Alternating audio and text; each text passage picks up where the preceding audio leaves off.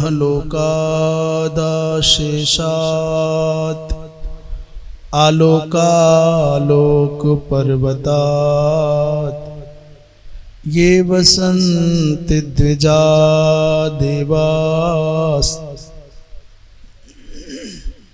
तेभ्यो नित्यं नमाम्यहम्। नमो गोभ्यः श्रीमतीभ्यः सौरभेभ्य एव च नमो ब्रह्मसुताभ्यश्च पवित्राभ्यो नमो नमः।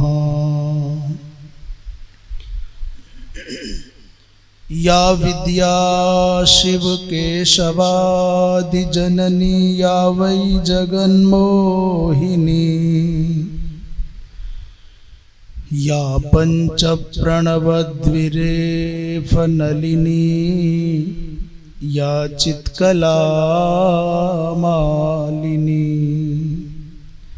या ब्रह्मादि पिपीलिकांत तनुषुप्रोता जगत्साक्षिणी सापायात परदेवता भगवती श्रीराजराजेश्वरी।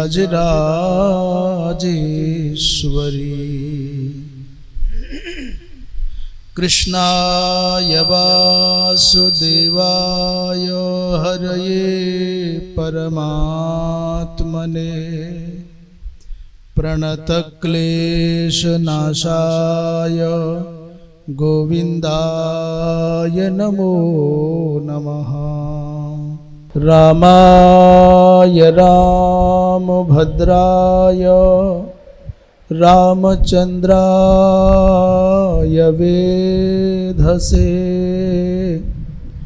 रघुनाथाय नाथाय सीतायाः पतये नमः। श्रीमन्नारायण नारायण नारायण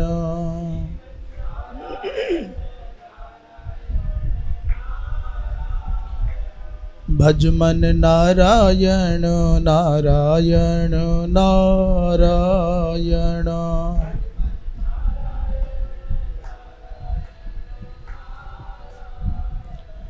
बोलो नारायण नारायण नारायण गाओ नारायण नारायण नारायण श्रीमन्नारायण नारायण नारायण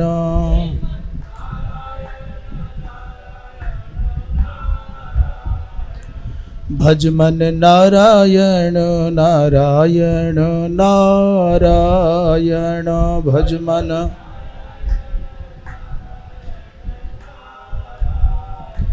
श्रीमन्नारायण नारायण नारायण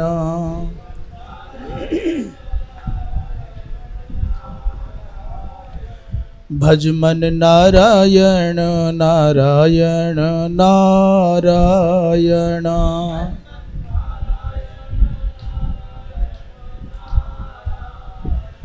बोलिए वृंदावन विहारी लाल की। धर्म की अधर्म का प्राणियों में विश्व का गोहत्या गौ माता की परम पूज्य धर्म सम्राट स्वामी श्री करपात्री जी महाराज की अपने अपने सद्गुरुदेव भगवान की श्री वृंदावन धाम की श्री राधा रानी की श्री यमुना मैया की श्री बलराम जी महाराज की श्री गिरिराज महाराज की श्री कृष्ण कन्हैया लाल की। हर हर महादेव। परम श्रद्धेय स्वामी श्री माधवाश्रम जी महाराज एवं उन्हीं के समीप आसीन विद्वत शिरोमणि परम आदरणीय ऋषिकल्प पूज्य श्री राजा राम मिश्र गुरु जी, अन्य सभी संत महानुभाव विद्वज्जन, धर्मानुरागी श्रोता बंधुओं एवं भक्ति स्वरूपा मातृशक्ति,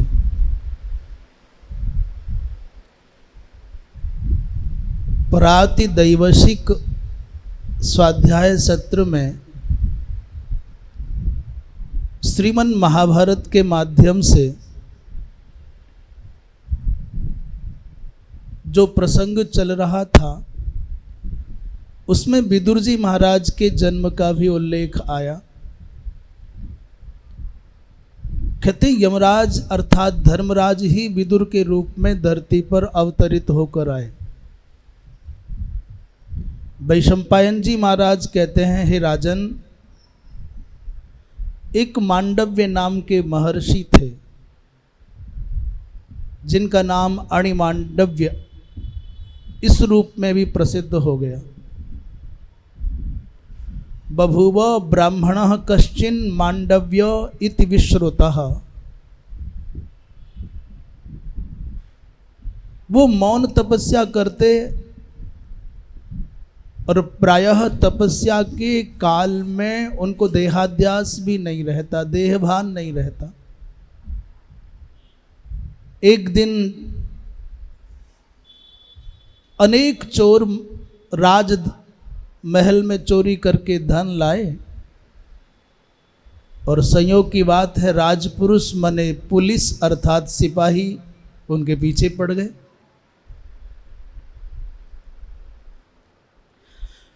उन चोरों ने सोचा कि भाई कहाँ जान बचाने के लिए जाएं, तो महात्मा मांडव्य की कुटिया में प्रवेश कर लिया।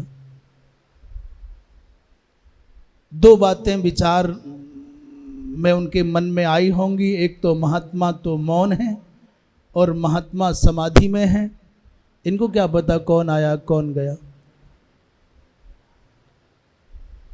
इनके पास धन रखने पर कोई भय नहीं है, धन के बंटवारे का भी भय नहीं और राजपुरुषों का भी भय नहीं, ये पुलिस भी नहीं आ पाएगी। महात्मा के यहाँ कौन चेक करने आएगा। चोरी का धन महात्मा की कुटिया में रखा और वहीं कहीं एकांत में सब चोर छिप गए। परंतु वो जो तस्करों का चोरों का पीछा करने वाले पुलिस वाले राजपुरुष थे, उन्होंने चारों ओर जंगल में देखा, चोर कहीं मिले नहीं, चोरी का धन कहीं मिला नहीं। तो किसी ने सोचा कि चलो महात्मा की कुटिया भी झांक लें। कुछ लोगों ने कहा रे तुमको पता नहीं महर्षि मांडव्य हैं, बड़े उच्च कोटि के महापुरुष हैं, वहां नहीं जाना। एक ने कहा चल करके देख लेना। अंदर देखा तो महाराज धन रखा हुआ मिल गया, चोर भी पकड़ में आ गए। अब इससे बढ़कर के और क्या प्रमाण चाहिए। तो लोगों ने कहा भाई ये चोर भले ही न हो पर ये चोरों को संरक्षण देता है, चोरों का सरदार है, इसे पकड़ लो। चोरों के सहित महात्मा मांडव्य को भी पकड़ करके राजपुरुष ले गए और राजा से निवेदन कर दिया, महाराज चोर तो मिला ही, चोरों का सरदार भी मिल गया है। अकेला चोर नहीं, चोरों का सरदार भी मिल गया। राजा बड़े प्रसन्न हो गए, बोले लटका दो सूली पर, दो प्राणदंड सबको। महाराज चोरों के सहित महात्मा मांडव्य भी सूली पर लटका दिए, निरपराध, कोई पाप नहीं, कोई अपराध नहीं, कोई दोष नहीं।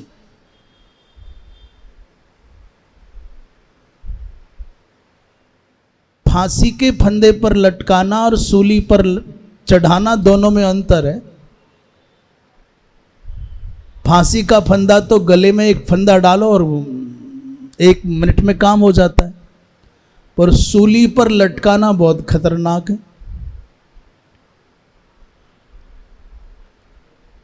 वो तो दोनों हाथ और सिर में कील ठोकी जाती है और फिर कोई विविध प्रकार के स्थानों पर उस लोहे के तीक्ष्ण सूल शरीर के अंदर घुस जाते हैं। चोर तो महाराज मर गए तुरंत, पर मांडव्य नामक महात्मा शूली पर अनेक दिवसों नहीं वर्षों तक शूली पर लटके रहे, प्राण नहीं निकले। महाराज शूली की नोक पर संकल्प के बल पर बैठ गए। शूलस्थः सतु धर्मात्मा और काले न महता ततः, एक दो दिन नहीं, संकल्प कर लिया, शूली के अग्रभाग पर बैठे हैं और निराहारोपि विप्रर्षि मरणम नाभ्यपद्यत, निराहार रह रहे हैं परंतु मृत्यु नहीं हो रही। और एक और अद्भुत बात है, दिन में तो कोई आता नहीं पास में, रात्रि को विविध विविध महामुनि महामुनीन्द्र महात्मा ऋषि महर्षि पक्षी का वेश बना करके आते, पक्षी के रूप में, और महात्मा जी के साथ में सत्संग की चर्चा करते। तपसान्विताः मुनयः रात्रौ शकुनाः भूत्वा आगच्छन्ति। बड़े बड़े ऋषि महर्षि एकांत में आते, उनके साथ शास्त्रों की चर्चा करते। कहाँ शूली पर टंगा हुआ समाज के द्वारा तिरस्कृत अपमानित महात्मा, और कहाँ शास्त्रों की सुगुप्त सुगूढ़ रहस्य भरी चर्चाएं। बहुत दिन बीत गए, शूली पर चढ़े महात्मा मरे नहीं। उन रक्षकों को थोड़ा संदेह हुआ, ये मामला क्या है, कहीं चोरों के चक्कर में कोई महात्मा तो नहीं, हमसे कोई पाप तो नहीं हो गया। ये सब समाचार राजा को सुनाया तो राजा नंगे पांव दौड़ते हुए आया और महर्षि मांडव्य को पहचान करके महाराज दंडवत प्रणाम किया और अविलंब सूली से उतारा। तब तक सूली का एक भाग उनके शरीर का हिस्सा बन गया, मूलाधार का हिस्सा बन गया। सूली को काट करके महर्षि को नीचे उतारा, तब से इनका नाम अणिमांडव्य हो गया। राजा दंडवत की मुद्रा में क्षमा याचना करता है, बार बार प्रार्थना करता है, प्रभु क्रोध न करना। महात्मा ने कहा, राजन तुमसे तो क्या बात करनी है, क्या तुमसे चर्चा करना है, पर मैं विचार करता हूं मेरे पिछले 100 जन्मों में एक भी त्रुटि नहीं हुई, एक भी कोई दोष मेरे जीवन में नहीं है, फिर मुझे निरपराध को ये पाप और ये इतनी पीड़ा, ये इतना कलंक मेरे माथे पर चोरी का लगा और ये दुख उठाना पड़ा, इसका कारण क्या है। एक दिन घूमते घामते महात्मा मांडव्य पहुंच गए यमराज के पास, तो ऋषि को देख करके यमराज कंपित हो गए, भाई ये कैसे आए। धर्मराज से पूछा कि महाराज बताओ मेरे पाप, कौन से जन्म का मेरा पाप है, मैं सूली पर चढ़ाया गया मुझे। धर्मराज ने विचार करके कहा, भगवान आपने अमुक अमुक किसी जन्म में बालकपन में किसी कीड़े को, तितली आदि कीड़े को, उसके पृष्ठ भाग में कांटा चुभाया था। पतंगी का नाम पुच्छेशु त्वयेशी का प्रवेशिता।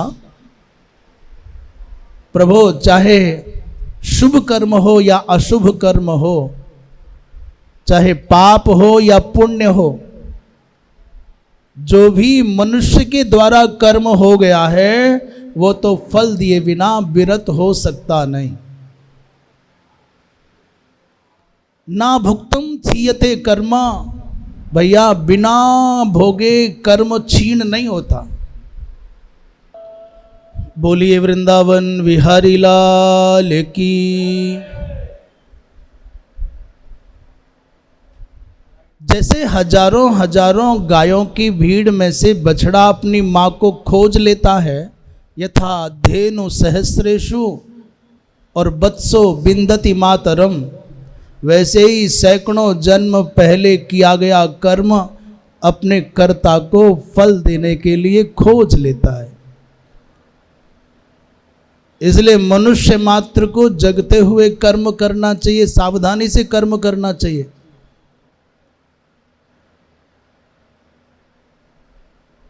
स्वल्पमेव यथा दत्तम दानम बहुगुणम भवेत, वैसे ही अधर्म एवं विप्रर्षे बहु दुख फलप्रदः।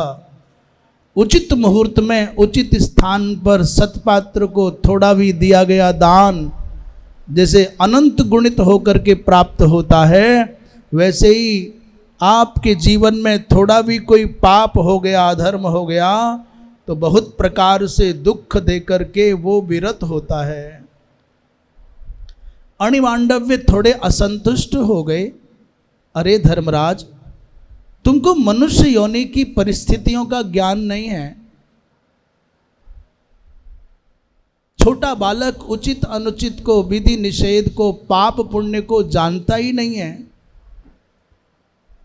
इसलिए आज के बाद मैं घोषणा करता हूं, आज के बाद 12 वर्ष तक के बालक के द्वारा किया गया कर्म फलदायी नहीं होगा। बालो ही द्वादशात वर्षात जन्मतो यत् करिष्यति न भविष्यति अधर्मोत्र और न प्रज्ञास्यन्ति वैदिशः। इसलिए जाओ, 12 वर्ष तक के बालक का आज के बाद कोई कर्म विधान फलित नहीं होगा। उसे उचित अनुचित कोई कर्म हो जाए उसको पाप नहीं लगेगा। आज के बाद मर्यादा बांध दी महर्षि मांडव्य ने और यमराज से कहा कि तुम 100 वर्षों तक धरती पर दासी के पुत्र बनकर के रहो। शासन करने से पहले जिनके ऊपर शासन करना है उनकी परिस्थितियों को तो जानो कि कैसे जीते हैं वो लोग। जब तुम मनुष्य शरीर में 100 वर्षों तक धरती पर रह लोगे तब तुमको थोड़ा समझ आएगा कि बालक का जीवन कैसा, युवक का जीवन कैसा, वृद्ध का जीवन कैसा, मनुष्य कितनी बेचारा प्रतिकूलताओं में जीता है। वही यमराज विदुर बन करके इस पवित्र पुरुवंश कुरुवंश में आए। श्री वैशंपायन जी महाराज कहते हैं, भीष्म जी महाराज के निर्देशन में धृतराष्ट्र, पांडु और विदुर तीनों के बचपन और उसके बाद शिक्षा आदि, संस्कार आदि का क्रम प्रारंभ हो गया। धृतराष्ट्र अंधे हैं परंतु उनमें जन्म से ही 10,000 हाथियों का बल है। एक हाथी में जितनी शक्ति होती है उसको 10,000 गुना कर लीजिए। एक अजीब बात बतावें, लोग कहते हैं हमारा विकास हो रहा है, हम आगे बढ़ रहे हैं, हमारी उन्नति हो रही है, परंतु हमको लगता है कि ये विकास क्रम नहीं, ये हिरासत क्रम है। ये जो कहा जाता है विकासवाद, विकास का क्रम बढ़ रहा है, हमको लगता है ये ह्रास क्रम है। प्रमाण, पहले के लोगों की कार्यक्षमताएं और आज के लोगों की कार्यक्षमताएं, आज यंत्र के अधीन जीवन जीने वाला व्यक्ति अपनी शारीरिक क्षमताएं खोता जा रहा है। दूसरा सबसे बड़ा प्रमाण बताएं, आजकल जो नापा जाता है, परिमाप किया जाता है शक्ति का, किससे किया जाता है? बोले घोड़े से। क्या बोलते हैं? Horse power. कितने हॉर्स पावर का है? हॉर्स क्या है? घोड़ा। आज जो शक्ति का परिमाप है, शक्ति का आकलन किया जाता है, वो हॉर्स पावर से है। और महाभारत की कथा आप सुन रहे हो, समग्र पुराणों के आख्यानों में घोड़े से शक्ति का आकलन नहीं होता था। किससे होता था? हाथी से। ये 1000 हाथियों की शक्ति वाला, ये 10,000 हाथियों की शक्ति वाला, ये 10 हाथियों की शक्ति वाला, ये 100 हाथियों की शक्ति वाला। बताओ विकासवाद है कि ह्रासवाद है?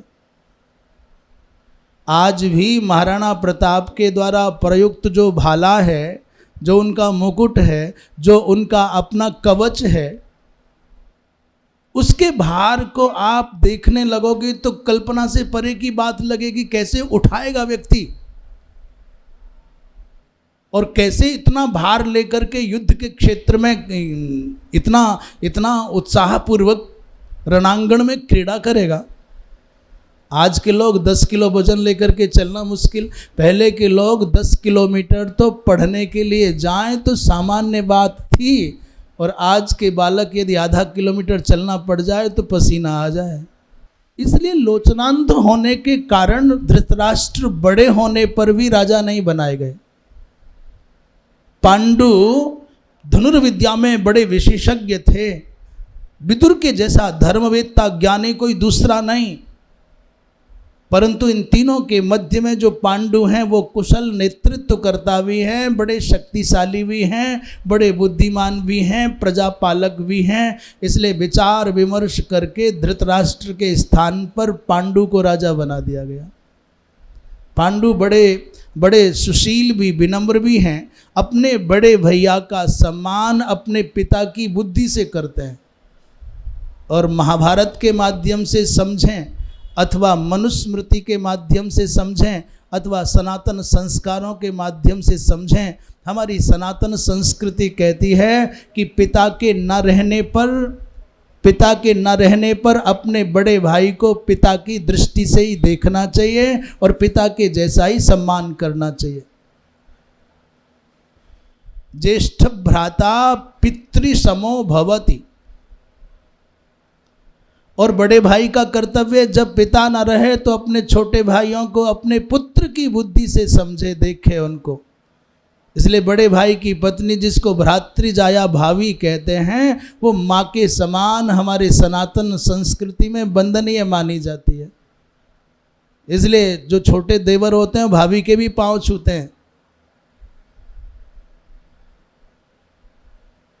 यदि बड़े भाई छोटे भाइयों को पुत्र के समान वात्सल्य देने लग जाएं, प्रेम देने लग जाएं, और छोटे भाई अपने बड़े भाई को पिता के समान आदर और सम्मान देने लग जाएं, तो साहब ये वर्तमान काल की परिस्थितियों में भी राम राज्य आ जाए।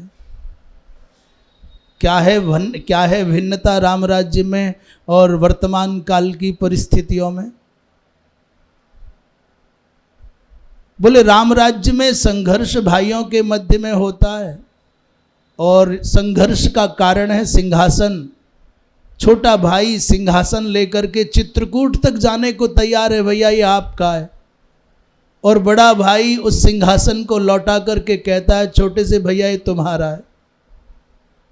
झगड़े का, विवाद का कारण है सिंहासन, और दोनों लड़ रहे हैं किस बात पर? बोले तुम्हारा है, तुम्हारा है। द्वापर के अंत में भी संघर्ष हुआ, संघर्ष का कारण है सिंहासन, और संघर्ष के दो केंद्र हैं, दोनों भाई कौरव और पांडव, और यहाँ भी झगड़े का कारण सिंहासन। क्या? बोले मेरा है और मेरा है। लड़े वहाँ भी, लड़े यहाँ भी। वहाँ तुम्हारा तुम्हारा कह कर के लड़े और यहाँ मेरा मेरा कह कर के लड़े। यदि हम परस्पर एक दूसरे के सम्मान की रक्षा के लिए, एक दूसरे के वचनों की रक्षा के लिए, एक दूसरे की परिस्थितियों को समझ करके उनके मान की रक्षा के लिए जिएं, तो सबका सम्मान भी सुरक्षित रह जाए, बात भी बनी रह जाए और झमेला भी ना हो। हम लड़ते तो हैं पर केवल मेरे सम्मान, मेरी बात, मैं, केवल मैं, और फिर तुम्हारा जो हो। दूसरों को नीचा दिखाने में एक पल ना लगाए, ये बताने में कि तू मूर्ख है, तू पढ़ा लिखा नहीं है, तू भ्रष्ट है, तेरा चरित्र ठीक नहीं है, तेरा आचरण ठीक नहीं है, तेरा सोना जगना ठीक नहीं, बहुत आसानी से कह दे। और अपने बारे में नहीं देखता व्यक्ति। मेरे जीवन में अनुशासन है कि नहीं, मेरे जीवन में दूसरों की केयर करने की वृत्ति है कि नहीं, केवल मैं, मेरा अपना भोजन, मेरी अपनी सुविधा, मेरी अपनी सोच, मेरा अपना। जब हम परस्पर एक दूसरे का आदर करने की वृत्ति विकसित कर लेते हैं, तब कहीं बाहर नहीं जाना पड़ता। आपके मनोराज्यों में ही राम राज्य आ जाता है। आपके चिंतन में, आपके आचरण में राम राज्य की जो अवधारणा है वो मूर्त हो जाती है। और जब हम मैं पर विचार करते हैं, मैं पर चलने लग जाते हैं, मैं, तो फिर वही विनाशकारक हो जाता है। वृंदावन विहारी लाल की। तीनों कुमारों का विवाह संपन्न हुआ। गांधार राज सुवल की पुत्री गांधारी से धृतराष्ट्र का विवाह हुआ। ये गांधार माने वर्तमान काल में जिसे अफगानिस्तान कहते हैं, वहां की गांधारी थी। और गांधारी ने भगवान शंकर की आराधना करके 100 पुत्रों को प्राप्त करने का वर पाया था। साध्वी गांधारी का एक समर्पण, एक त्याग बड़ा विलक्षण है। उसने जब सुना कि मेरे होने वाले पति अंधे हैं, उनके नेत्र नहीं हैं, तो गांधारी ने उसी समय विद्रोह नहीं किया। सुनते ही अपनी आंखों पर पट्टी बांध ली। यदि मेरे पति संसार में किसी और को नहीं देख सकते तो मैं भी किसी और को देखूं नहीं, मुझे भी कोई और देखना स्वीकार्य नहीं है। तो बड़ी बात है, गांधारी का त्याग कोई सामान्य त्याग नहीं है। हाँ, मेरे पति यदि अपने नेत्रों से संसार में किसी को नहीं देख सकते तो मैं भी अब संसार में किसी को अपने नेत्रों से देखूं नहीं। कहो, कल्पना करें कि आज की परिस्थितियों में कोई गांधारी के स्थान पर बेटी हो और ये निर्णय पता चले कि मेरे पिता ने जो मेरे लिए वर चुना है वो अंधा है, तो क्या अंगीकार कर पाए? बिना नेत्रों के क्या है, पर आंखों पर पट्टी बांध ली। ये आंखों पर पट्टी बांधना, ये निर्णय अच्छा है कि बुरा, ये तो परिणाम बताएगा कि निर्णय अच्छा रहा कि बुरा। हमको ऐसा लगता है कि हमारी भारतीय संस्कृति में जो भारतवर्ष की पुत्री है, बेटी है, जिसका नाम सुकन्या है, उसने अपने पति महर्षि च्यवन को अश्विनी कुमारों के माध्यम से अपने सतीत्व के बल पर यौवन भी दिलवाया और नेत्र भी दिलवाए, दृष्टि भी दिलवाई। हमारी भारत की पुत्री अपनी तपस्या के बल पर यमराज के हलक में हाथ डाल करके अपने पति के जीवन को वापस लाने की सामर्थ्य रखती है, पर गांधारी ने अपनी आंखों पर पट्टी बांध ली। इसका क्या मतलब हुआ? इसका एक लाभ तो यह हुआ कि दुनिया में नाम हो गया कि मेरे जैसी कोई नहीं, आज से पहले कभी किसी ने ऐसा त्याग नहीं किया और आगे भी संभव है कोई कर न पाए। पर उससे गांधारी को प्रशस्ति मिली, प्रतिष्ठा मिली, प्रसिद्धि मिली, पर सनातन को क्या मिला, समाज को क्या मिला? धर्म पत्नी का धर्म है अपने पति की सेवा करे। मुझे दृढ़ विश्वास है गांधारी ने तो जीवन में कभी एक गिलास पानी धृतराष्ट्र को दिया ना होगा। 4 सेवक धृतराष्ट्र को चाहिए क्योंकि भाई साहब नेत्र नहीं है, तो 4 उनको चाहिए कि उन्होंने आंखों पर पट्टी बांध ली। मैंने क्षमा करें, बड़ी विनम्रता से कह रहे हैं, हमारा उद्देश्य माता गांधारी का तिरस्कार करना नहीं, पर विषय को समझने के लिए हम, ये एक ढंग है, विचार की एक पद्धति है। हमको लगता है कदाचित पति के नेत्र नहीं थे, पति अत्यंत व्यस्त थे, सामाजिक कार्यों में, धनार्जन में व्यस्तताओं के कारण परिवार पर ध्यान नहीं दे पाते थे, तो फिर गांधारी को अपनी दृष्टि अपने बच्चों के संस्कारों पर रखनी चाहिए थी। पिता तो जन्मांध है और माता ने आंखों पर बांध ली पट्टी, और फिर आशा करो कि तुम्हारे पुत्र श्रवण कुमार होंगे तो कभी ना होंगे, तो दुर्योधन ही होंगे। क्यों? पिता की दृष्टि बच्चों पर नहीं, माता ने भी अपनी आंखों पर पट्टी बांध ली। तो फिर ऐसे बालकों को संस्कार, शिक्षा और परामर्श देने वाले लोग, जैसे शकुनी जैसे अन्य बहुत लोग समाज में इकट्ठे हो जाएंगे, फिर तो घरों में दुर्योधन ही पनपेंगे, फिर धर्मात्मा नहीं आवे। दुर्योधन कहाँ बैठता है, दुर्योधन क्या करता है, दुर्योधन को परामर्श कौन देता है, इस पर दृष्टिपात कौन करेगा जब माता पिता नहीं करेंगे? तो ये सच है कि गांधारी साध्वी है, ये सच है कि गांधारी तपस्विनी है, ये सच है कि भगवान शंकर से वरदान पाएं, ये भी सच है कि वेदव्यास की कृपा गांधारी पर है, और ये भी सच है कि भगवान कृष्ण भी गांधारी का सम्मान करते हैं, और ये भी सच है कि उसकी दृष्टि में वो सामर्थ्य है कि अपने पुत्र को नग्न देख ले तो उसको अमर बना सकती है, और ये भी सच है कि उसकी दृष्टिपात मात्र होने से धर्मराज युधिष्ठिर के नख काले हो गए, और ये भी सच है कि भगवान कृष्ण के यदुवंश के विनाश का शाप देने की सामर्थ्य गांधारी में है। पर ये सारी उपलब्धियां व्यक्तिनिष्ठ हैं, ये व्यक्तिगत उपलब्धियां हैं। इन समग्र उपलब्धियों का लाभ समाज को क्या मिला, इससे सनातन का भला क्या हुआ? मैं उचित समझता हूं आदर के साथ ये बात कहने के लिए कि गांधारी मां यदि विचार पूर्वक निर्णय करती तो आंखों पर पट्टी न बांधती, वो प्रतिज्ञा करती, पिताजी जहां आपने मेरा विवाह निर्धारित किया है उनकी दृष्टि नहीं है, तो मैं ऐसा प्रयत्न करूंगी कि मेरे पति को नेत्र विहीन होने का कोई खेद न हो, मैं उनकी आंखें बन जाऊंगी, मैं उनके जीवन का अविभाज्य अंग बन जाऊंगी, मैं मेरे नेत्रों को अपने पति का नेत्र बना दूंगी, अपनी दृष्टि को अपने पति की दृष्टि बना दूंगी। तो ये निर्णय यदि ऐसा होता तो महाभारत का परिदृश्य कुछ दूसरा होता, और महाभारत का परिदृश्य कुछ दूसरा होता तो भारतवर्ष की आज स्थिति कुछ भिन्न होती। इतने के उपरांत भी माता गांधारी के त्याग को आप नकार नहीं सकते, बड़ा विलक्षण भाव है।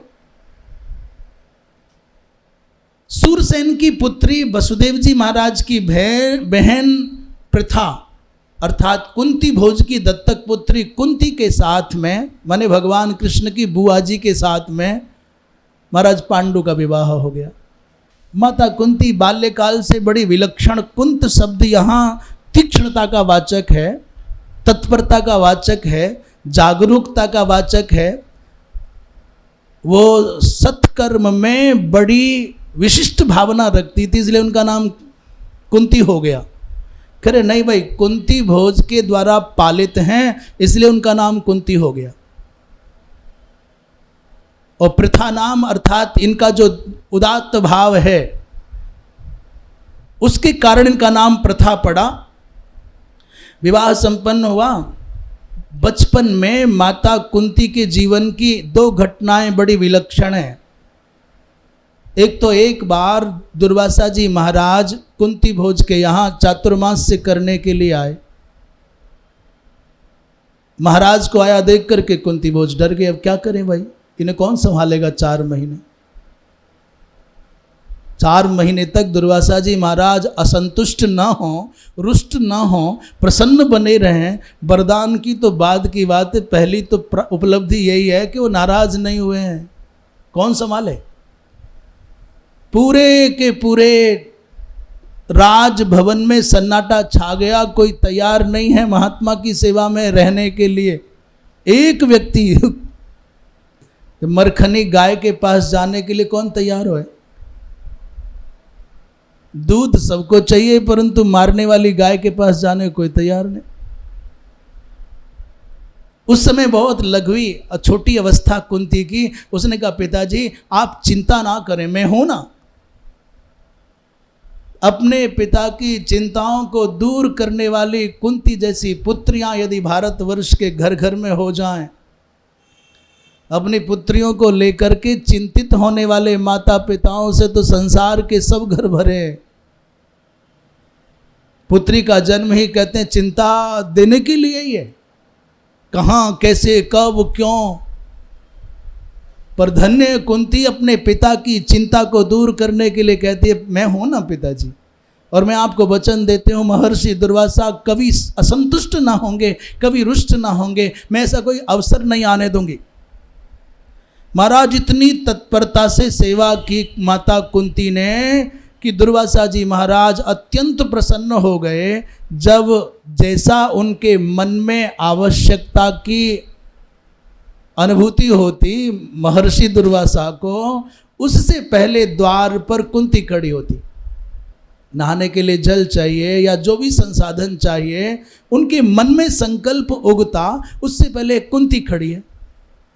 महात्मा बड़े प्रसन्न हो गए, बड़ी करुणा से, करुणापूर्ण दृष्टि से निहारा, और एक दिन अपने द्वारा किया गया दिव्य कोई सिद्ध मंत्र जो देवों का आकर्षण करने वाला था, तस्यै स प्रददौ मंत्रम आपद धर्मान ववेक्षया। त्रिकालज्ञ महात्मा दुर्वासा जानते थे इस बालिका का भविष्य बड़ा विचित्र है। इसके जीवन, समग्र जीवन की यात्रा में संघर्ष संघर्ष और संघर्ष। असमय में पतिदेव का संतानोत्पादन की योग्यता के होने पर भी किसी ऋषि के शाप के कारण वो संभव न होगा, ये भी ज्ञात है। इसलिए मंत्र दे दिया। इसके विनियोग की, इसके जप की, इसके न्यास की कोई आवश्यकता नहीं। पुत्री, मैंने सब किया है, ये सिद्ध मंत्र है। इस मंत्र के द्वारा तुम जिस देवता का ध्यान करोगी वो देवता यम यम देवम त्वमेतेन मंत्रेण बाहयिष्यसि और तस्य तस्य प्रसादेन पुत्रस्तव भविष्यति। महाराज अमोघ मंत्र प्रदान करके महात्मा तो चले गए, चातुर्मास से पूरा हो गया। बालिका ही थी, मंत्र प्राप्त होने का उतना कोई महत्व भी पता था कि नहीं पता था, पर यह बात मन में थी कि इस मंत्र के द्वारा महात्मा जी कहते हैं किसी भी देवता को बुलाया जा सकता है। प्रातःकालीन बेला थी, भगवान सूर्य अभी अभी पूर्व दिशा के भाल मंडल पर अपनी दिव्य आभा के साथ समुदित हो रहे थे। उनको देख करके मन में आ गया और मंत्र बुदबुदा दिया। और जैसे ही मंत्रोच्चारण किया तो भगवान सूर्य अपने, ये जो दिखते हैं ये भौतिक रूप है भगवान सूर्य का, और आपको आशीष देते हैं वो दैवीय रूप है भगवान सूर्य का। और आध्यात्मिक दृष्टि से आपके अंतस चेतना ही साक्षात भगवान सूर्य का अपना स्वरूप है। सूर्य आत्मा जगतस्तस्थुसश्च। ये संसार जो जड़ चेतनात्मक संसार है, इसकी संजीवनी शक्ति भगवान सूर्य है। भगवान सूर्य समय पर उदित न हो तो महाराज वृक्षों पर फल न लगे। इन फसलों में जो आप बोते हो उनमें दाना नहीं आवे। मनुष्यों का जीवन बहुत लंबा नहीं चल सकता यदि सूर्योदय ना हो तो। इसलिए सूर्य तो जड़ चेतनात्मक प्रपंच की आत्मा है, भौतिक रूप से नहीं, अपितु तो दैवीय रूप से भगवान सूर्य व्यक्तिगत चेतना बन करके सम्मुख प्रकट हो गए और अभिलाषा पूर्ण करने का प्रस्ताव रखा। बेचारी डर गई, छोटी सी बच्ची, महाराज मुझको तो मंत्र का ही पता नहीं था, मैं तो बालकपन के कारण अनजाने में इसका प्रयोग कर बैठी। उन्होंने कहा, देवी यदि तुमने मेरे आगमन को निरर्थक जाने दिया तो जिस महात्मा ने मंत्र दिया है उसको दंडित होना पड़ेगा और तुम्हारे लिए भी अच्छा नहीं होगा। फिर मैं निवेदन करूं, इन प्रसंगों पर जो अचिंत्य प्रसंग है ना, अचिंत्य भाव वाले प्रसंग, उन्हें मानवीय बुद्धि के स्तर पर खड़े होकर के विचार नहीं करना चाहिए। न तांस तर्केण योजयेत अचिंत्या खलु ये भावाः न तांस तर्केण योजयेत। अचिंत्य भावों पर अपने बौद्धिक, अपने मानवीय वृत्ति के कुतर्कों का प्रयोग नहीं करना चाहिए। इसलिए दैवीय क्रियाकलापों को ऋषि महर्षियों के द्वारा आचरित इन परिस्थितियों को अपनी मानवीय वृत्ति से न देखा जाए। जैसे द्रौपदी का जन्म अग्निकुंड से हुआ, जैसे भगवती जनकनंदिनी जानकी माता धरा के गर्भ से प्रकट हुई, जैसे सुखदेव जी महाराज के प्रादुर्भाव की कथा विलक्षण है, जैसे अगस्त जी महाराज और वशिष्ठ जी महाराज के जन्म का प्रसंग बड़ा रोचक और विलक्षण है, वैसे ही भगवान सूर्य के माध्यम से माता कुंती को जो सूर्य पुत्र के रूप में कर्ण की प्राप्ति हुई है, वो मानवीय वृत्ति से उसका आकलन नहीं करना चाहिए। महाराज भगवान सूर्य संकल्प सिद्ध करके गए और वो कवच कुंडल से विभूषित माता अदिति के कुंडलों से विभूषित वो बालक, देवोपम बालक माता कुंती के अंक में आ गया। अभी छोटी सी बालिका और अपने अंक में पुत्र को जी भर के निहार रही है, तो न प्रसन्न हो पा रही है, ना आंसू गिरा पा रही है। इन परिस्थितियों का आकलन हम लोग नहीं कर सकते। जिसके सामने संसार की अपयश की अग्नि धधकती हो और इस अपयश की ज्वाला में से निकल करके सिसकते सिसकते डूब करके जीना है, पार जाना है, उसके दिल से ही पूछो कि बीतती क्या है।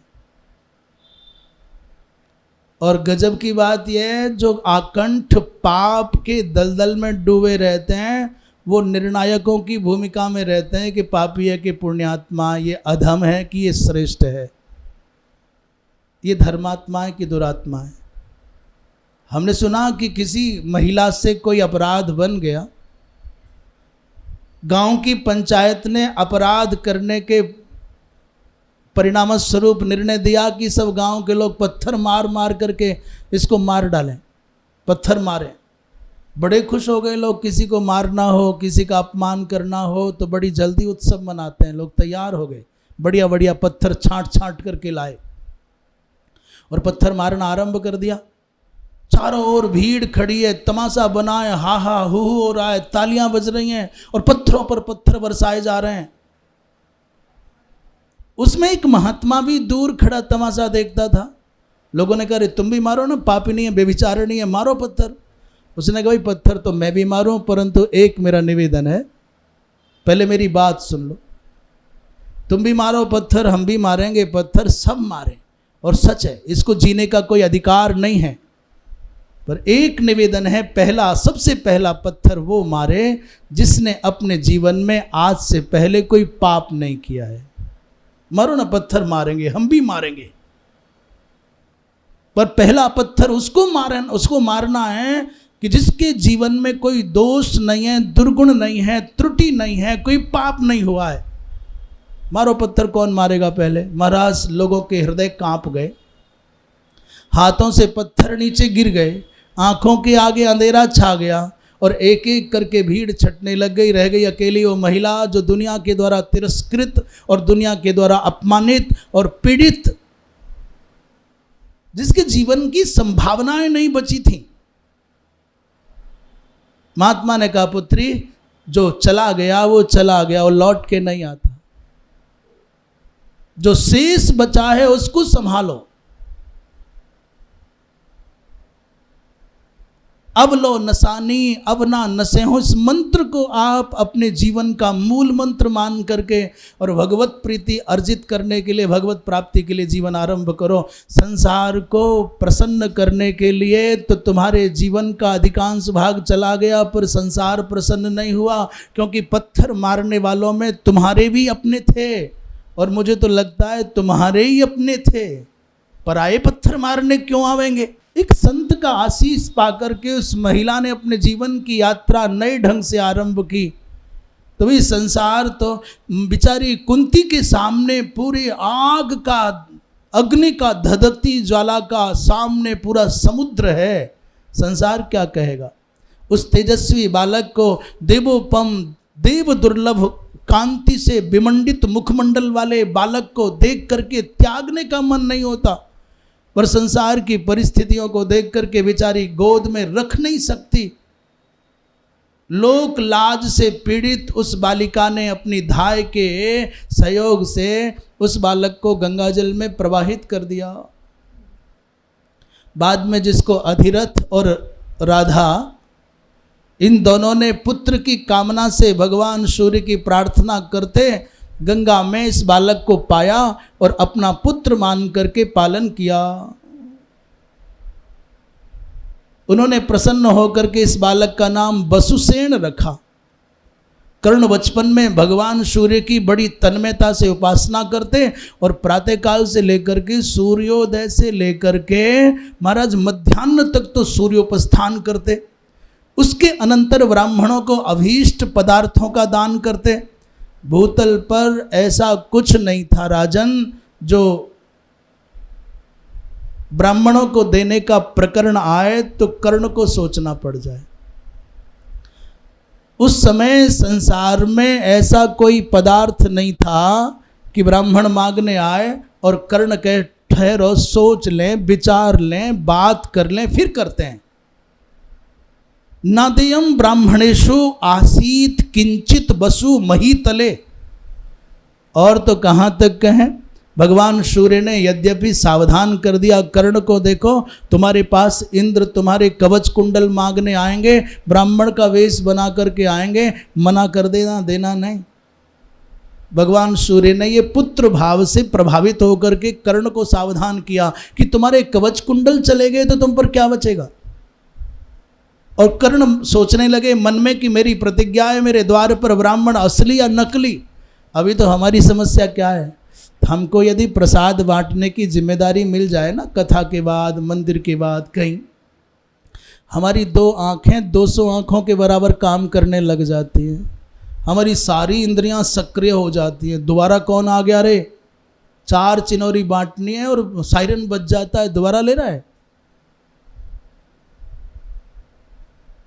हम कोई मांगने आ जाए तो हम बड़े चौकन्ने हो जाते हैं, नकली है कि असली है, धर्मात्मा है कि दुरात्मा है, रे तुम लोग खाते हो, ऐसा करते हो, मांग के ले जाते हो, पी जाते हो, फेंक जाते हो, क्या क्या बोलेंगे पता नहीं।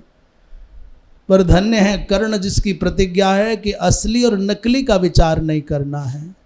धन्य है बलि के पिता विरोचन जिनको ज्ञात हो गया कि ब्राह्मण के वेश में इंद्र आया है, पर मैं इसके द्वारा मेरी गर्दन मांगी जा रही है, प्राण मांगे जा रहे हैं, फिर भी मैं लौटाऊंगा नहीं।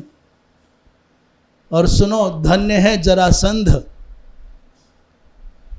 जो जान गया है कि वास्तव में ब्राह्मण नहीं है, फिर भी अपने व्रत के पालन के लिए, प्रतिज्ञा को पूर्ण करने के लिए जानते हुए भी अपने प्रण को नहीं छोड़ते। महाराज इंद्र आए और कवच कुंडल मांग लिया, और जानते हुए भी भगवान सूर्य के द्वारा सावधान किए जाने पर भी मात्र ब्राह्मण के रूप में आए हैं, इसलिए कवच कुंडल दे दिया। वो बदले में बात अलग है कि शक्ति, अमोघ शक्ति मांग ली। माता कुंती कैशोर्य के द्वार पर खड़ी, स्वयंवर आयोजित हुआ और माता कुंती मन में उस पीड़ा को दबाए हुए, कुंती के इस अंतरंग रहस्य को संभवतः 4 लोग और जानते हैं। कुंती के जीवन की इस घटना को कौन कौन जानते हैं? एक तो धाय जानती है, दूसरे विदुर जी महाराज जानते हैं, तीसरे भीष्म पितामह जानते हैं, और चौथे वेदव्यास जी महाराज जानते हैं। हाँ, एक और रह गए भगवान कृष्ण, वो तो सर्वज्ञ अंतर्यामी है। पर सांसारिक दृष्टि से विचार करें तो भीष्म पितामह, विदुर जी महाराज, वेदव्यास जी महाराज और एक वो धाय, इसके अतिरिक्त विदुर सब जानते हुए माता कुंती को धर्मशीला मानते हैं। सब जानते हुए वो घोषणा करते हैं कि संसार में कुंती के जैसी कोई साध्वी नहीं है। वो सब जानते हुए भी अपनी माता के समान कुंती माँ का आदर करते हैं विदुर जी महाराज। बाबा भीष्म आदर करते हैं कुंती का। और आज भी बड़े बड़े धर्मात्मा महात्मा कुंती का प्रातःकाल स्मरण करके ये भावना करते हैं, विश्वास रखते हैं कि हमारे पाप कट गए। अहिल्या, द्रौपदी, फिर तारा और कुंती मंदोदरी तथा, और पंचकम ना स्मरे नित्यं महापातक नाशनम। इसलिए अचिंत्य जो भाव हैं उनमें अपनी कुतर्कमयी बुद्धि का विलास नहीं करना चाहिए, प्रवेश नहीं कराना चाहिए। वृंदावन बिहारी लाल की। उस विवाह के समय पर माता कुंती ने पांडु का वरण किया। एक और विवाह हुआ है पांडु का, स्वयं भीष्म बाबा साथ में गए मद्र देश, और मद्र देश संभवतः ये कोई लोग कहते हैं मद्रास को मद्र देश कहते हैं, और कोई लोग लगभग मध्य देश का तात्पर्य कहीं पाकिस्तान की तरफ ही लगाते हैं। वहाँ के राजा शल्य की बहन है माद्री, उनके साथ विवाह हुआ, इसलिए 2 पत्नियां हो गईं, एक माद्री और एक कुंती। महाराज पांडु ने दिग्विजय की और प्राय भूतल के समग्र राजाओं को पराजित करके उन्होंने इस हस्तिनापुर के कीर्ति ध्वज को पूरे विश्व प्रपंच में फहराया। महाराज 100 अश्वमेध यज्ञ किए धृतराष्ट्र ने पांडु के बल पर, अकेले पांडु के बल पर। उन्हीं दिनों महाराज देवक के यहाँ पर एक पार्शवी वर्ण की कन्या थी। पार्शवी कन्या अर्थात शूद्र जातीय माँ में किसी ब्राह्मण जातीय पिता से जो समुत्पन्न संतति है उसको पार्शव कहा जाता है। वो कन्या थी। विदुर जी महाराज, बाबा भीष्म ने विदुर जी महाराज के लिए उस कन्या विदुला का चयन किया। विदुर जी महाराज के भी सद्गुण संपन्न अनेकों पुत्र हुए, संतानें हुई। जन्मेजय ने प्रश्न किया, भगवान ये युधिष्ठिर और दुर्योधन आदि का जन्म कैसे हुआ? मेरे जो पूर्वज हैं उनके जन्म की प्रक्रिया पर मेरा बहुत उत्साह बनता है श्रवण करने में। वैशंपायन जी महाराज कहते हैं, एक दिन वेदव्यास जी महाराज मध्यान्होत्तर काल में भूखे प्यासे पसीने से लथपथ और चले आए। गांधारी से कहा कि अरे पुत्री मुझे भूख लगी है। माता गांधारी ने अपनी सेवा से शुश्रूषा से वेदव्यास जी महाराज को प्रसन्न किया, संतुष्ट किया और परिणाम स्वरूप प्रसन्न होकर के व्यास जी महाराज ने कहा कि तुमको 100 पुत्र होंगे। वरदान देकर के वेदव्यास चले गए। 2 वर्ष बीत गए इस घटना को, पर गांधारी की कोई संतान ही नहीं हुई। उतने दिनों में एक घटना बीच में घट गई। कुंती को देवोपम देव दुर्लभ दिव्य गुण संपन्न धर्मराज प्राप्त हो गए। अब कैसे हुए? इस कथा के बीच में एक कथा है। एक दिन पांडु जी महाराज मृगया खेलने के लिए वन में गए और उस समय एक महात्मा जिनका नाम है किंदम, वो मृग रूप में अपनी धर्मपत्नी को मृगी रूप में गृहस्थोचित सुख का अनुभव करना चाहते। पांडु जी महाराज ने समझा कि कोई मृग है और उन्होंने अनजाने में बाण का प्रयोग कर दिया। महाराज उनकी मृत्यु हो गई। परंतु मरते मरते ऋषि ने शाप दिया, रे राजन, जिस प्रकार मैं अतृप्त अपनी इच्छाओं के अपूर्ण रहते रहते मर रहा हूँ, जिस दिन तुम अपनी धर्मपत्नी के सामीप्य की अभिलाषा करोगे उसी दिन तुम्हारा भी प्राणांत हो जाएगा। दिग्विजय के द्वारा दिग्दिगंत के राजाओं को पराजित करने वाले पांडु अपने एक छोटी सी चूक के दुष्परिणाम स्वरूप आज पितृत्व सुख से वंचित होने की परिस्थिति में खड़े हो गए। लाचार विवश, अब क्या करें? प्रियया सह संवासम प्राप्य काम विमोहितः और त्वमपि अस्याम अवस्थायाम प्रेत लोकम गमिष्यसि। इन परिस्थितियों में धर्मराज पांडु जी महाराज बड़े उदास हो गए, निराश हो गए, बड़े दुखी होकर के कहते हैं, देवी क्या करें? पश्चाताप की आग में जल रहे हैं। संसार शून्य दिखाई देने लगा, अंधकाराच्छन्न भविष्य दिख रहा है। निसंतान की मृत्यु की कल्पना से भी कांप गया मन। अहो दैव, तूने क्या किया? व्यक्ति से कर्म हो जाता है अनजाने में, जब उसका परिणाम भोगना पड़ता है तो बहुत रोना आता है। अब मैं नहीं रहूंगा संसार में, मैं सन्यासी हो जाऊंगा, रागद्वेष रहित होकर के भिक्षाटन करूंगा, भजन करूंगा, तुम सब चले जाओ अपने अपने घर। माताओं ने कहा, भगवान हम भी आपके साथ भजन करेंगे, हम नहीं जाते। पर सेवक सेविकाओं को सबको विदा कर दिया। कुंती और माद्री दोनों नहीं गई। प्रसाद्य सर्वे वक्तव्याः पांडु प्रव्रजितो वनम। उन सेवकों को हस्तिनापुर भेज करके कहलवा दिया, कह दो भाई वो सन्निस्त हो गए। अब तो कुंती और माद्री के सहित वानप्रस्थी के भाव से पांडु रहते। 3 बार स्नान करना, अग्निहोत्र करना, बलकल धारण करना, बड़े दिव्य दिव्य महात्मा पांडु जी महाराज का बड़ा आदर करते, सम्मान करते। किसी ने पांडु को धर्म भाई बनाया, किसी ने धर्मपुत्र बनाया। और ये संबंध क्यों बनाए? बोले वेदव्यास के पुत्र है। महर्षि वेदव्यास के पुत्र होने के कारण पांडु के केशांचित अभवत भ्राता, केशांचित अभवत सखा और ऋषयस्तपरे चैनम पुत्रवत पर्यपालयन। बड़े बड़े ऋषि महर्षि पुत्र की भावना से, पुत्र की भांति स्नेह करते पांडु जी महाराज को। पांडु निसंतान होने का दर्द अपने मन में रखते। एक दिन की घटना है, बड़े बड़े महापुरुष महात्मा, बड़े बड़े दिव्यात्मा, योगींद्र मुनींद्र सज धज करके चंदन माला कंठी धारण करके तैयारी कर रहे हैं। पांडु ने पूछा, गुरुदेव कहाँ जा रहे हो? बोले आज ब्रह्मलोक में बड़ी दिव्य सभा है, उस सभा का आमंत्रण आया है, हम लोग ब्रह्मलोक जा रहे हैं। सतश्रृंग से ब्रह्मलोक की यात्रा करने के लिए ब्रह्मा जी के दर्शनार्थ महात्मा जाते। तो पांडु ने कहा, भगवान आपकी आज्ञा हो तो मैं भी चलूं सपत्नीक।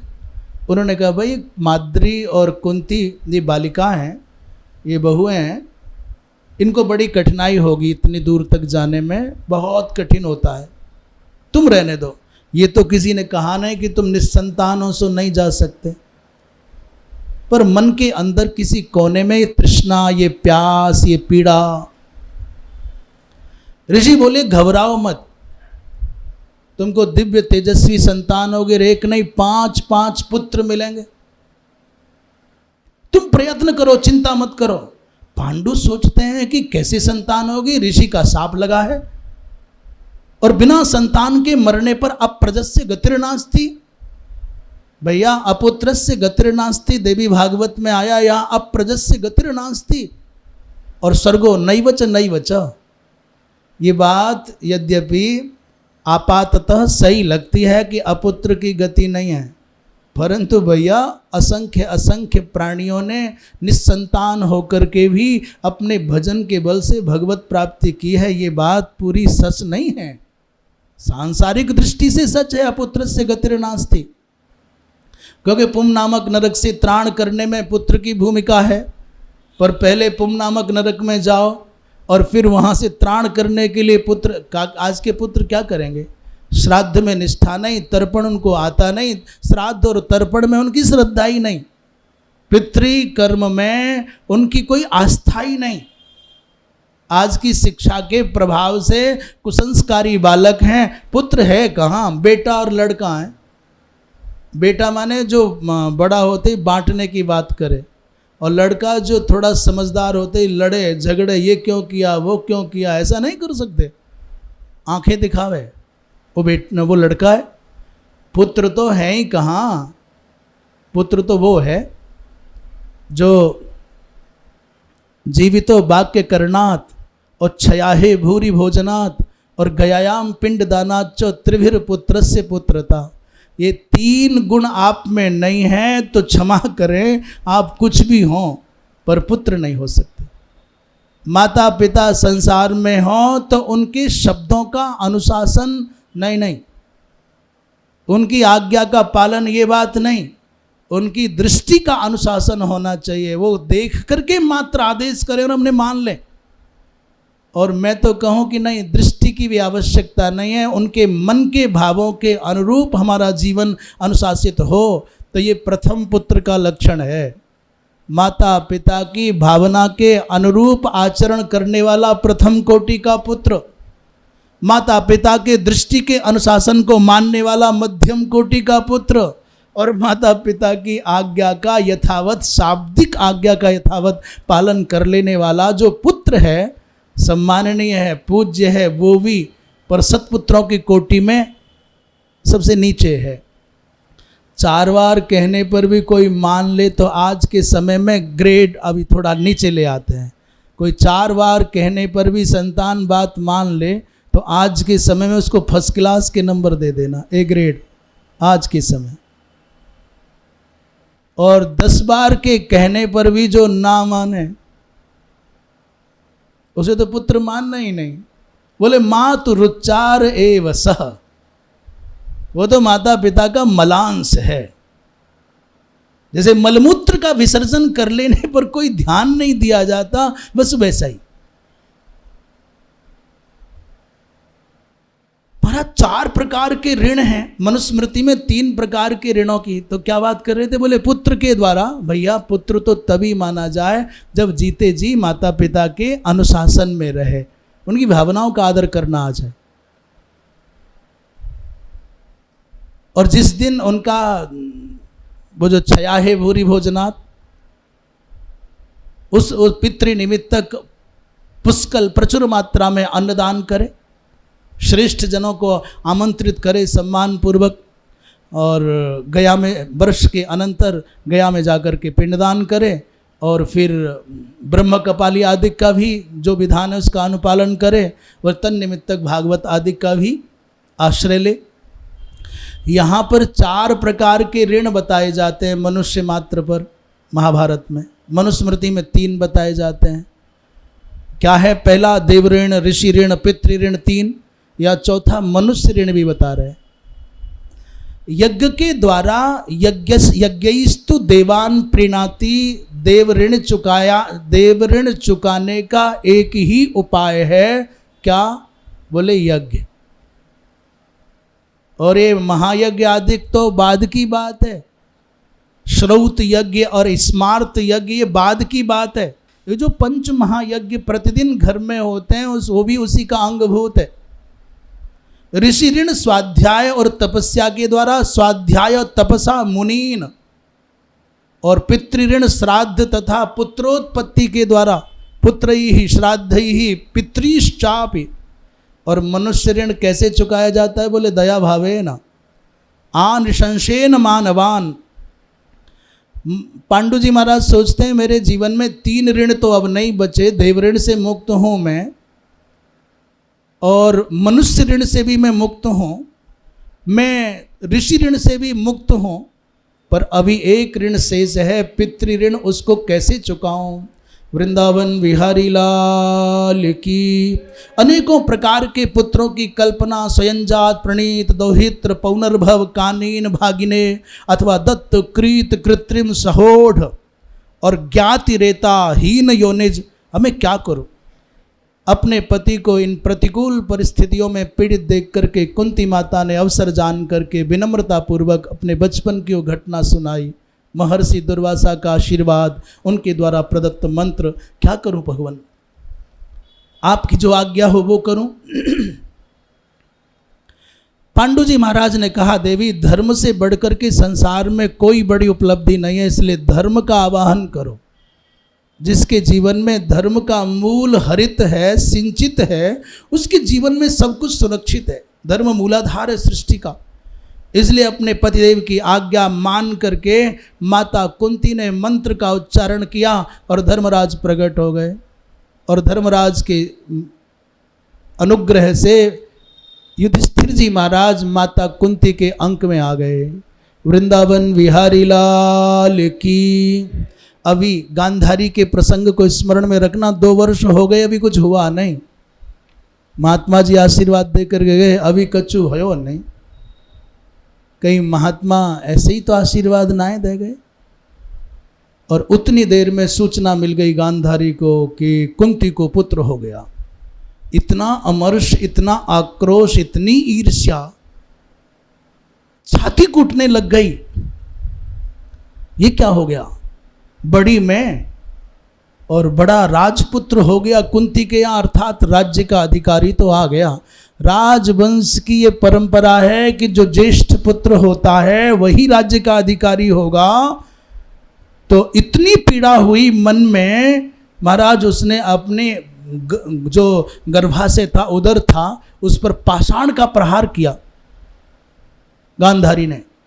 और पाषाण का प्रहार किया तो एक गर्भाशय से एक पिंड, अनेकों अनेकों जीवांशों का एक पिंड वो प्रकट हो गया।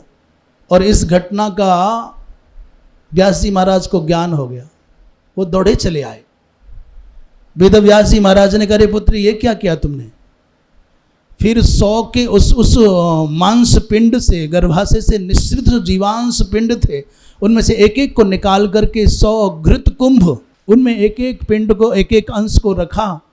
और गांधारी के मन में एक और भाव था कि मेरे पुत्री हो जाए। महाराज उस पुत्री के रूप में एक और अंश बचाता 100 के अतिरिक्त, केवल गांधारी के विशेष संकल्प के द्वारा वो दुस्सला बन करके। तो इस प्रकार जिस दिन दुर्योधन का जन्म हुआ उस दिन माता कुंती के गर्भ से भीम का भी प्रादुर्भाव हुआ। दुर्योधन का और भीम का जन्म एक दिन हुआ। इसका तात्पर्य ये हुआ कि धर्मराज युधिष्ठिर दुर्योधन और भीम से लगभग 1 से 1.5 वर्ष बड़े हैं अनुमानित। वृंदावन विहारी लाल की। अभी ये बालक जो भीम माता के वायुदेव की कृपा से भीम की प्राप्ति हुई मैया को, एक दिन मैया जंगल में पर्वत शिखर पर बैठी, भीम उनकी गोद में था। किसी सिंह ने बड़ी भयंकर गर्जना की, माँ डर गई और डरी तो क्या, उनकी गोद से भीम फिसल गया। डर के मारे मैया की चीख भी निकल गई, आंख भी बंद हो गई। ये सोच लिया कि अब भीम लौटे नहीं, अब भीम गया। पर आश्चर्य ये हुआ कि भीम के शरीर को खरोंच तक नहीं आई। जिस पहाड़ी पर भीम गिरा वो सैकड़ों खंडों में चूर चूर होकर के बिखर गई। अभी तो बालक बहुत बड़ा नहीं है। जन्म के 10वें दिन की घटना है। पतता तेन शतधा शिला गात्रैहि विचूर्णिता और ताम शिलाम चूर्णिताम दृष्ट्वा पांडुर विस्मय मागतः। सोच रहे थे कि बालक चूर चूर हो गया होगा, पर माता पिता दोनों आश्चर्यचकित कि वो किलकारी भर के खेल रहा है। पिसना चाहिए था बालक को और पिस गई शिला। ऐसा बलवान था यह भीम। अब तीसरे पुत्र के रूप में अर्जुन का जन्म होना है, तो 1 वर्ष तक अनवरत पांडु जी महाराज और कुंती मैया ने बड़ा विलक्षण तप किया है। और कौन सा तप किया बोले, सूर्योदय से आरंभ करके सूर्यास्त पर्यंत सांवत्सरिक तप करते हैं। सूर्येण सह धर्मात्मा एक पाद स्थितो भवत। बिना तपस्या के इस धरती पर किसी का भी प्रकाश नहीं फैला है। इस संसार में जिसने भी कुछ पाया है उसके मूल में तपस्या, इस जन्म की हो या पिछले जन्म की हो। बिना तपस्या के तो ब्रह्मा जी सृष्टि नहीं रच सकते। भगवान विष्णु सृष्टि का पालन करते हैं तो कहते हैं तपसा इदम, मैं इस तपस्या के बल पर ही सृष्टि का पालन करता हूं। और भगवान शंकर भी यही उत्तर देते हैं तपसा इदम, ये तपस्या के द्वारा इसका मैं संहार करता हूं। तो सूर्य ने सह का अर्थ करते हैं, अर्थात सूर्योदयाद आरभ्य सूर्यास्त पर्यंतम इति सूर्येण सह। पूरा दिन एक पैर पर खड़े तप करते। 1 वर्ष तक तपस्या करने पर भगवान की कृपा हुई। और उत्तरा फाल्गुनी नक्षत्र में, फाल्गुन मास में, मैया कुंती के पावन अंक में इंद्र के अंश से बड़े दिव्य तेजस्वी बालक का, जिसका नाम अर्जुन है, उसका जन्म हुआ। वृंदावन विहारी लाल की। केवल धरती पर उत्सव नहीं मना, दिव्यलोक में भी उत्सव मना। देवताओं के यहाँ गाजे बाजे नृत्य। महाराज इतने बड़े बड़े महात्मा भरद्वाज, कश्यप, गौतम, विश्वामित्र, जमदग्नि, वशिष्ठ, अत्रि, मरीचि, अंगिरा, पुलस्त्य, पुलह, क्रतु, ये सब महात्मा पधारे। गंधर्व आए, गरुड़ आए, नाग आए, सप्तर्षि आए, देवता आए, तुम्बुरु, नारद, हाहा, हुहु आए, अद्रिका, तिलोत्तमा आदि सब अप्सराएं आए। बड़े बड़े महात्मा, अष्टवसु, 11 रुद्र, 12 आदित्य। इसका मतलब कोई ना कोई विशिष्ट विभूति आई है। पर इस दृश्य को संसारी नेत्रों से कोई न जान पाया, न देख पाया। ये घटना अदृष्ट है। तपस्सिद्धा महर्षयः एव ददृशु नेतरे जनाः। जो तपस्सिद्ध महर्षि, उन्होंने देखा भाई सब कैसे आ रहे हैं। बड़ा दिव्य उत्सव मनाया गया। माद्री उदास बैठी है। उन्होंने कहा भगवान मेरी सुनी कोख में भी कुछ पांडु जी महाराज का माद्री के प्रति विशेष आकर्षण था। उन्होंने धर्मशीला माता कुंती से आग्रह किया, देवी तुमको जैसे मातृत्व सुख प्राप्त हुआ है, इस बेचारी अपनी छोटी बहन को भी। तो माता ने एक मंत्र बता दिया। माद्री थोड़ी मद्र देश की थी, इसलिए चतुराई कर गई। उन्होंने एक मंत्र के माध्यम से 2 देवता बुला लिए। कौन? अश्विनी कुमार। इसलिए 2 बालक नकुल और सहदेव हो गए। माद्री ने कहा कि प्रभु एक बार निवेदन और कर दें। पांडु जी महाराज ने माद्री के कहने पर कहा भी, तो मैया ने कहा भगवान अब अधिक नहीं। इन्होंने चातुर्य किया है, देवता चतुराई से प्रसन्न नहीं होते। एक पुत्र के ब्याज से इन्होंने 2 देवताओं का आवाहन किया, ये उचित नहीं है।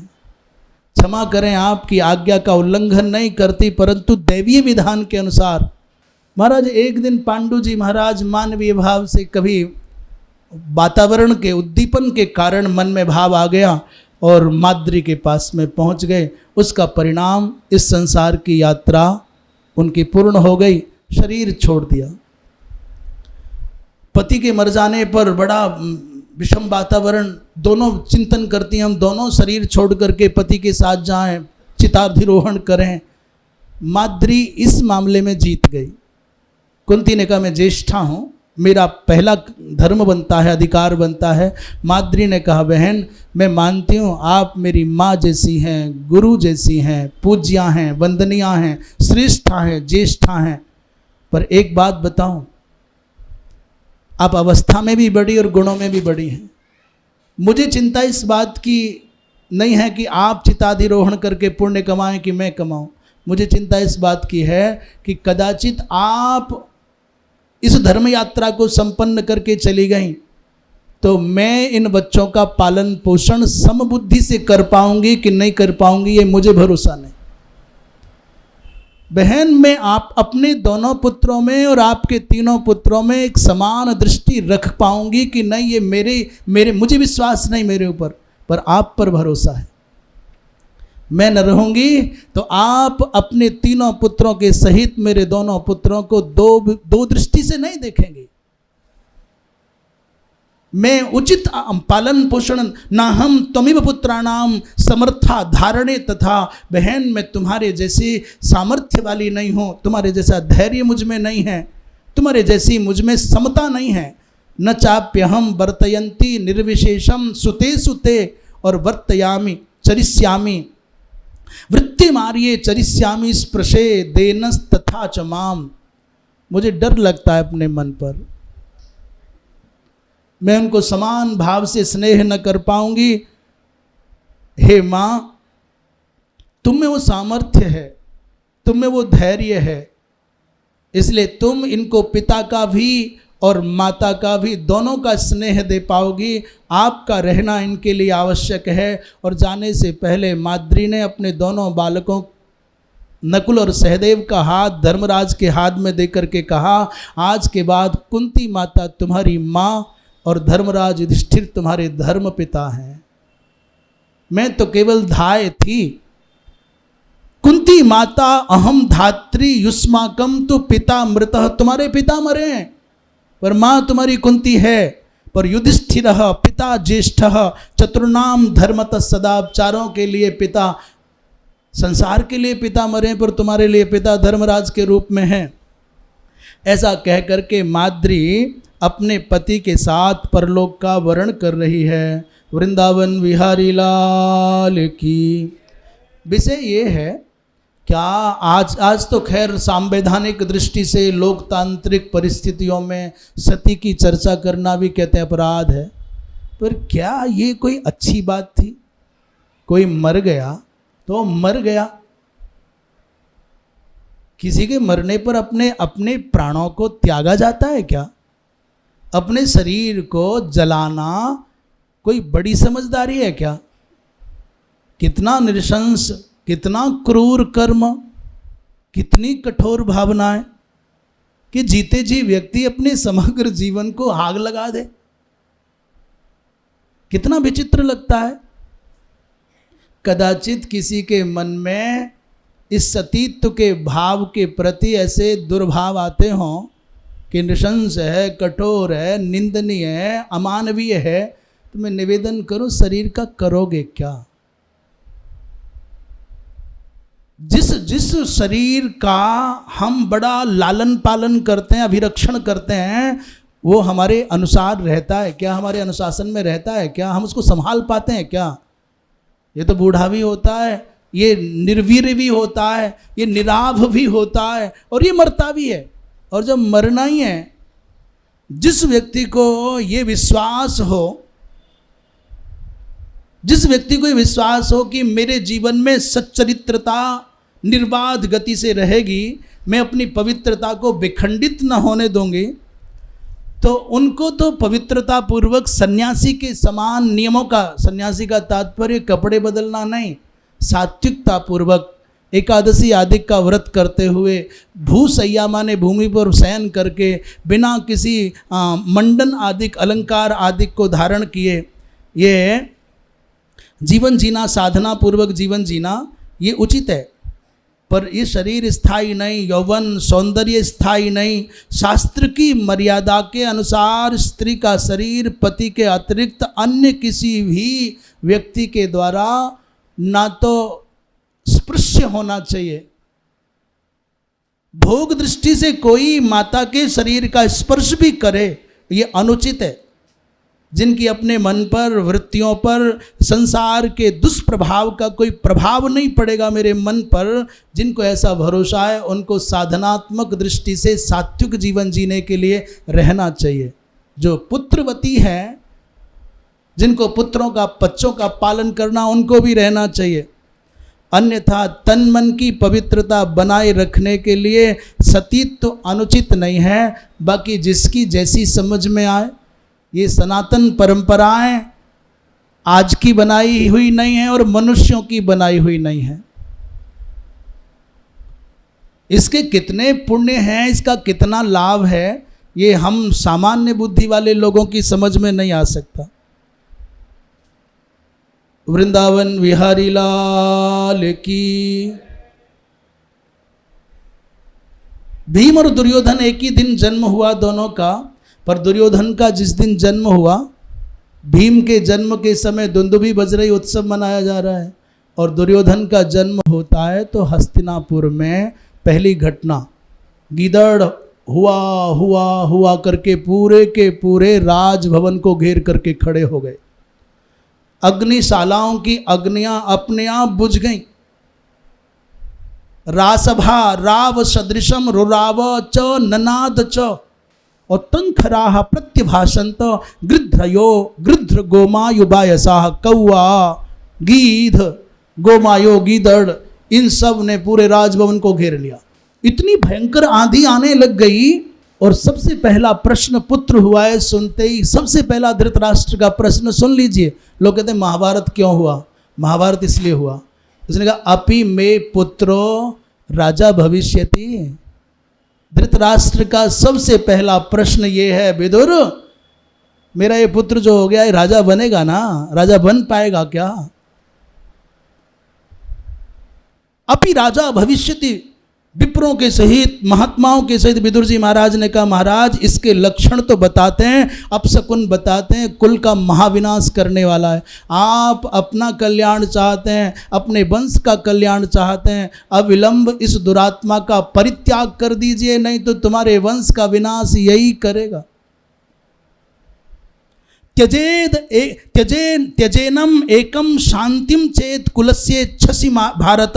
आप अपने कुल की शांति चाहते हैं तो फिर इसका परित्याग कर दीजिए। परंतु पुत्र मोह में अंधे धृतराष्ट्र केवल नेत्रों से अंधे नहीं, धृतराष्ट्र जी महाराज केवल लोचनांध नहीं हैं, अपितु मोहांध भी हैं, रागांध भी हैं और द्वेषांध भी हैं। पुत्र मोह में इतने अंधे हैं कि राग द्वेष से उनकी विचार शक्ति भी नष्ट प्राय हो गई। वृंदावन विहारी लाल की। उसी दिन महाराज पांडु जी जब चले गए तो उनका अंतिम संस्कार जो वैधानिक विधान था ऋषियों ने, महर्षियों ने संपन्न कराया, और 17वें दिन बड़े बड़े दिव्य महात्मा यक्षों के साथ पांचों पांडवों को और कुंती को लेकर के हस्तिनापुर आ गए। हस्तिनापुर में जब पितृलोकम गत पांडु ऋतः सप्तदशे हनि और क्षणेन अंतर्हिता सर्वे तापसाह गुह्य कई सह। महाराज यक्षों के साथ में जो तपस्वी आए थे ये कह करके भीष्म को बालकों को सौंप करके लौट गए। ये बालक आज हस्तिनापुर में आए हैं तो हस्तिनापुर के एक भी घर में एक भी प्राणी नहीं रहा। सब इन बालकों के स्वागत के सत्कार के लिए दर्शन करने के लिए घरों से निकल करके राजमार्गों पर आ गए। माद्री और पांडु की अस्थियां आई हैं, ये बालक आए हैं, हजारों महर्षि साथ में आए हैं। पूरा का पूरा नगर दर्शन के निमित्त उमड़ पड़ा। भीष्म, धृतराष्ट्र, विदुर और एक कोने में 100 भाइयों के सहित दुर्योधन भी खड़ा है। बड़ी तीखी तीखी नज़रों से देख रहा है और सबसे गहरी दृष्टि उसकी पड़ रही है बारंबार तो भीम पर पड़ रही है।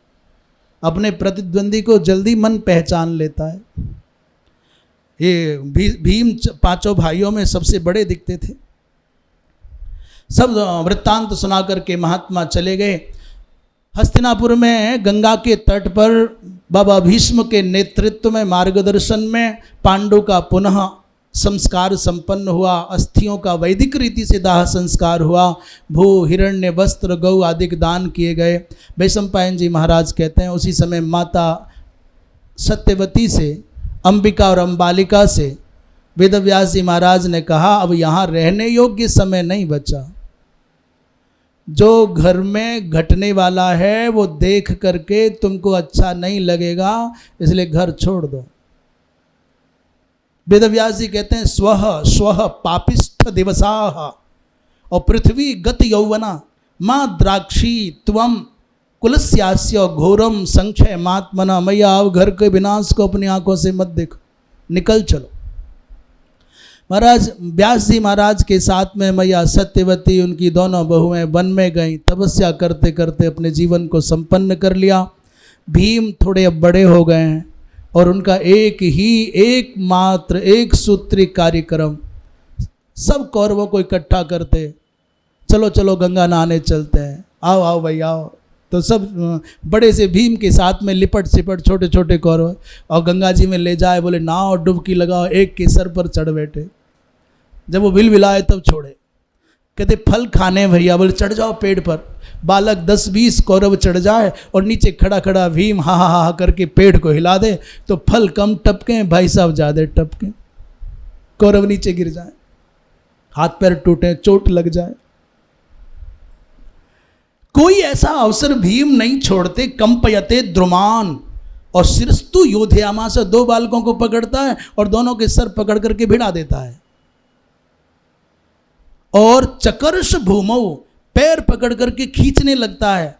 आस्तेस्म सलिले मग्नो मृत कल्पान विमुंचति। जब प्राणांत होने की अवस्था है तब पानी से निकलने का मौका देता है, पानी में डुबा दे। रोते रोते सब दुर्योधन से कहें भैया भीम ने आज ये, भैया भीम ने आज ये, भैया हम नीचे गिरा दिए, भैया हम डुबा दिए। वैशंपायन जी महाराज एक बहुत प्यारी बात कह रहे हैं। बोले भीम के मन में कोई दुर्भाव नहीं है, ये कोई दोष बुद्धि से पाप बुद्धि से नहीं करता, ये बचपना है। अप्रिय अतिष्ठन अत्यंतम बाल्यात न द्रोह चेतसा। अब ये ऋषि की वाणी है।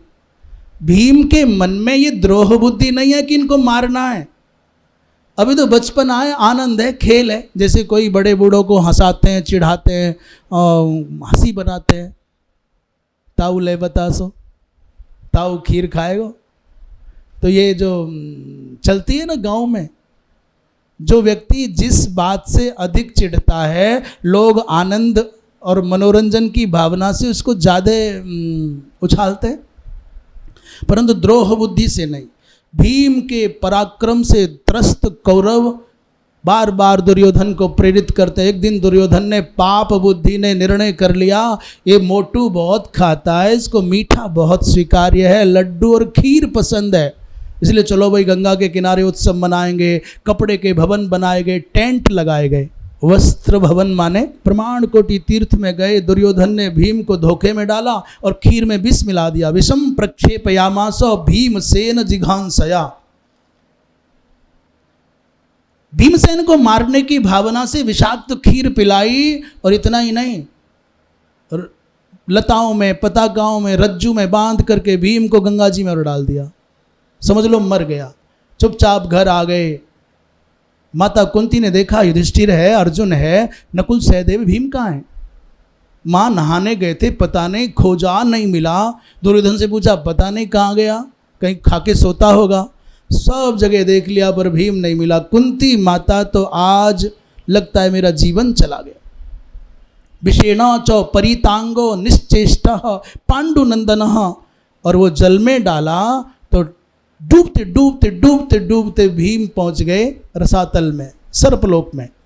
छोटे छोटे सर्पों ने भीम को डसना आरंभ कर दिया तो स्थावर विष को जंगम विष ने नष्ट कर दिया। और जैसे ही विष नष्ट हुआ तो भीम अकड़ करके खड़े हुए, सब लता पताकाओं को तोड़ करके। उसी समय इनके नाना सूरसेन, भीम के नाना कुंती के पिता सूरसेन, और उनके भी नाना आर्यक जी महाराज की दृष्टि पड़ी और भीम से पूछा, रे तू कौन है? जब पता चला कि मेरे दौहित्र का दौहित्र है, तदा दौहित्र दौहित्र परिष्वक्त सुपीड़ितम, महाराज गले से लगा लिया अपने देवते के देवते को। हमारे एक महाराज जी हैं, उनको पता चल जाए कि मेरे उनके उनके उनके, तो फिर वो भूल जाते हैं। बहुत लोग होते हैं, स्नेह का ऐसा भाव जगता है। अब तो आनंद आ गए, दौहित्र का दौहित्र आया है, इसलिए सब सर्पों को आदेश दे दिया कि भीम चाहे जो करे, रोकना टोकना नहीं। महाराज भीम देखते देखते 8 कुंडों का अमृत पी गए, और एक एक कुंड का पान करने पर 1,000 हाथियों की शक्ति आती। 1,000 हाथियों की शक्ति प्रारंभ से थी, 8,000 की ये हो गई, और 1,000 हाथियों की शक्ति आर्यक जी महाराज की दृष्टिपात से आई। इसलिए 10,000 हाथियों की शक्ति भीम के शरीर में आ गई। एवं अष्टौ से कुंडानी ह्यपिबत पांडुनंदन, दुर्योधन ने सोचा कि मैं मार देता हूं और जाको राखे साइयां, मार सके ना कोय और बाल न बांका कर सके चाहे जगवैरी। भगवान जिसको रखाते हैं उसको कौन खा पाएगा, कौन मार पाएगा। एक दिन महाराज जब 10,000 हाथियों की शक्ति आ गई तो भीम ने कहा कि अब मैं जाना चाहता हूं नाना जी। इसलिए जल के ऊपर निकल करके आए, धरती पर चलते हैं तो ऐसा लगता है जैसे पर्वत चल रहा है। उसको देख करके भागने लग गए। दुर्योधन के गुप्तचरों ने कहा, रे भीम तो लौट के आ गया। सबसे कठिन जो समय था वो पांडवों के लिए तब था जब भीम रसातल में अमृत कुंडों का पान करके शक्तिशाली हो रहे थे। रोती मैया, रात दिन रोती, और बार बार आशंका करती है दुष्ट है भी, इस दुर्योधन ने मारा होगा। उस समय केवल विदुर हैं जो माता को सांत्वना देते। विदुर कहते, माँ तू घबरा मत, इस धरती पर कोई ऐसा नहीं बना जो तेरे भीम को मार सके। घबरा मत, एक समय आएगा, इस आग को पचा ले जाओ। महाराज विदुर जी महाराज हमेशा सांत्वना देते। और एक दिन जब भीम लौट आया तो फिर उत्सव मनाया गया, और भीम ने वास्तविकता बताई, भैया इस दुष्ट ने मुझको जहर पिलाया था। बड़े भैया धर्मराज क्या कहते हैं, तूष्णीम भव न ते जल्प्यम इदम कार्यम कथंचना। ये बात बोलना नहीं भैया, बोलने से व्यर्थ में परिवारों में कलह बढ़ेगी, परिणाम कुछ नहीं आएगा। विदुर जी महाराज भी सांत्वना देते हैं, नहीं किसी को बोलना। विदुर जी चाहते हैं ये आग बची रहे। दुर्योधन ने भीम को एक बार नहीं 2 बार विष खिलाया। दुर्योधन ने भीम की सारथी को मारा, और दुर्योधन ने महाराज कितने बार चेष्टा की इनको मारने की। अंत में बालक थोड़े बड़े होने लगे। कृपाचार्य जी, द्रोण, अश्वत्थामा इत्यादि की उत्पत्ति का प्रसंग अब कल आएगा। आज यहीं अपने वक्तव्य को विराम देते हैं। वृंदावन विहारी लाल की। श्री राम जय जय राम।